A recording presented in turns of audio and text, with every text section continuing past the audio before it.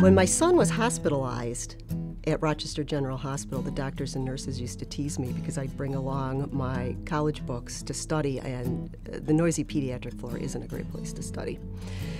My goal through all this was to receive my degree before my two sons graduated from college, and that didn't happen. But soon after they graduated, I did, and I was honored by being invited to speak at my own graduation on the 25th anniversary of beginning college at SUNY Brockport. The story for me really came full circle when I was invited by FLCC to be an adjunct faculty member and teach in the evenings adult students, mostly women, struggling to complete their careers just like I had and be able to serve in some small way and contribute to their success. Right after Hurricane Katrina struck, I received a phone call from Tom Matthews. He's a professor at SUNY Geneseo and the director of the Leadership Gold program in civic engagement. And the students had been raising money on campus for the relief effort. But he wanted to do something different. He wanted to do more. And he had an idea for a collaborative community project involving the college, the chamber, government, coalition of churches, schools, community members in general, bringing us all together to form a long-term friendship with a county that had been devastated by the hurricane that was similar to ours. But he had no idea how to reach a county, especially with the devastation. So he called me and he said, "You have contacts at the U.S. Chamber." I serve on the U.S. Chamber Small Business Council. "You can find us a county." So I started calling. I called my colleagues at the national level. I talked to the president of the Mississippi State Chamber of Commerce. She gave me two counties that had been devastated and hadn't got a lot of press or help. And I started to make phone calls, and I decided the first county I was able to reach, because a lot of phones were down, internet was down, I would pitch the story. And I reached Harrison County, Mississippi, devastated by the hurricane. And I told them the story and the idea that Livingston County had with an MOU to partner for a long-term friendship to help them rebuild. Now, these folks were so gracious. I guess it's Southern hospitality, very gracious.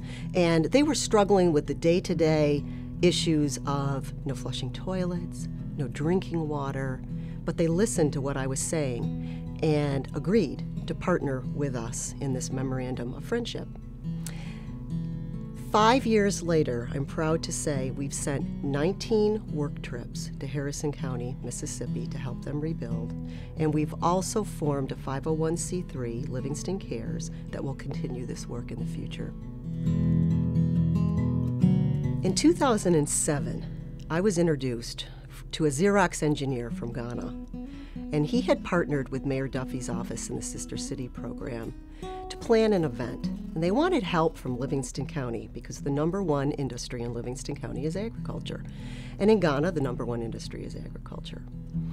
We partnered with an MOU with the Nujwabin traditional area, both the Dasabre, who is the paramount chief, and the municipal executive, to bring to both Livingston County and the Nujwabin an understanding of how we do business, education, culture.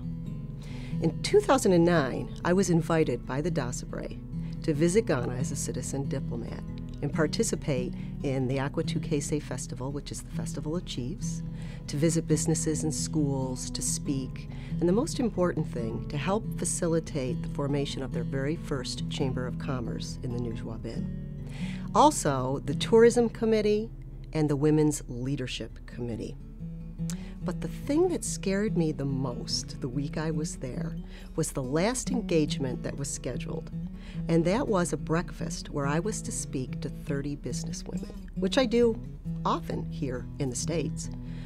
But I kept thinking about how are we as women going to relate to each other when we come from such different cultures? How will I kick this thing off? How will we get that synergy going? When the women started to come in and I was shaking their hands and greeting them individually, They all sat down, and I said to them, raise your hand if you have children at home. Raise your hand if you have a spouse or significant other. Raise your hand if you care for elderly relatives. Raise your hand if you do the cooking, the shopping, the banking, the laundry. And by now, we're all laughing. And then I said, on top of all that, we go to work.